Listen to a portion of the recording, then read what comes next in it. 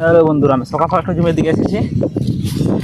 আজকে আমাদেরকে ঝড় হলো খুব, মোটামুটি রাত রাত তো না, ভোর 3:05-10 দিকে। ওই জন্য আমি একটু ভুট্টা কেটে দিকে এসেছি দেখতে।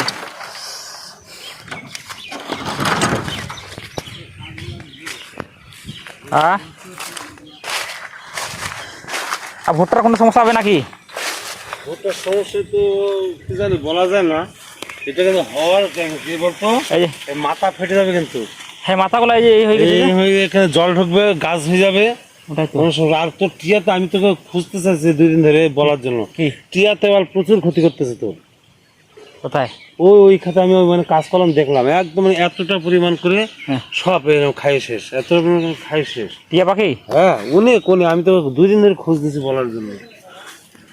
এইগুলো দিয়ে কি বলতো, এগুলো দিয়ে জল ঢোকা মানে কিন্তু ভিতরে যে চারা হয়ে যাবে, এটা হচ্ছে সবচেয়ে বড় প্রবলেম। এইগুলো হ্যাঁ, ওটা তো দেখছি। মানে শুধু এই জায়গায় এগুলো কিন্তু পাখিতে করছে, কিন্তু এই যে টিয়া পাখিতে করছে কিন্তু, মানে শুধু মানে এই দিকটাই আছে, বুঝতে পারলা তো? ওদিকে ভিতরে আবার এরকম জিনিসটা নাই, ওরা ভিতরে মানে ঢুকতে পারেনি। ওরা ভিতরে ঢুকতে পারেনি বলতে ভিতরে এখানে খাওয়া পেলে ওখানে যাবে কি পারে। এখানে আবার গাছ পড়ে গেছে না, তুমি ঠেলে উল্টাই দিলা। ভালো, আমার চেয়ে থাকা বছর গাছ উল্টে নেই।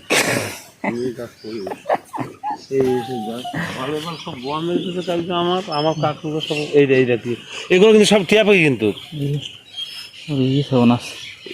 এই ক্ষতি করতেছে টিয়াতে সব।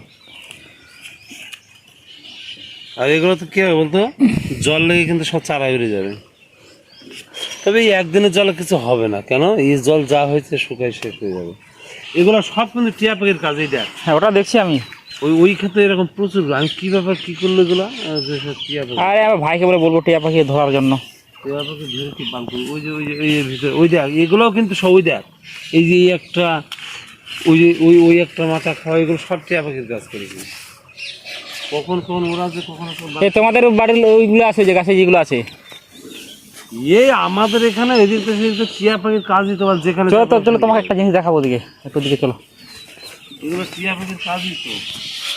আগে রাত্রে একটা জিনিস দেখলাম তো, হ্যাঁ, তো দেখাবো বলে একজনকে দেখাচ্ছি, এখনো কিছু বলেনি, তোমাকে দেখাবো। তোর এগুলো কি গাছগুলো মরেছে, হয়ে গেছে না এখনো হয়নি? এগুলো গাছ হয়ে গেছে তো, ভুট্টা হয়ে গেছে। হ্যাঁ, আমি ছাড়বো না তো গাছগুলো, বললাম না আমি ছাড়বো না, একবারে গাছেই কাটবো আমি একবারে। ও মানে জ্বালানিও হয়ে যাবে? হ্যাঁ, একবারে নিচ থেকে কাটবো, কাটে ঢিপ করে লাগাই দেবো ওখানে, একদম সব ছুটে নিবো। হ্যাঁ, বিশাল ব্যাপার। আর এখন যদি এইগুলা গাছগুলো আমি উপর থেকে কাটে কাটে নিয়ে যাই কিনা, আমি কি করবো ওগুলা? না না না, আবার এগুলা দেখে আবার লোক আসবে নিতে।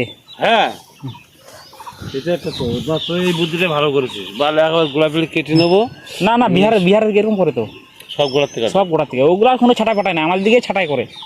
দেখুন এগুলো কি হয় বলতো তোর সব। বা তুই আর একটা কাজ করতে পারিস, ভুট্টাটাকে ভেঙে নিয়ে তারপর কাটতে পারিস। তাহলে কি হবে বলতো, ভুট্টা থাকলে সাবধানে কাজ করতে হবে, আর ভুট্টার যখন না থাকবে তখন বল যেভাবে সেভাবে। না, এরকম করে না তো, গাছ কাটবে ধানের মতন কাটে আর ঢিপ করে লাগাই দিয়ে একদম উপর, একদম পাটের মতো। আচ্ছা, আর যখন কাটা হয়ে গেল তখন একদিক থেকে শুধু গাছ ধরবে আর ছুটাবে এটা, আর গাছ একদিকে। সেই তো একটাই ব্যাপার। না, ওগুলো ভিতরে ঢুকতে হবে না, আবার জঙ্গলের মধ্যে। হ্যাঁ, ভিতরে ঢুকতে হবে। হ্যাঁ, দেখানে দাঁড়া, আমি একটা জিনিস দেখাচ্ছি।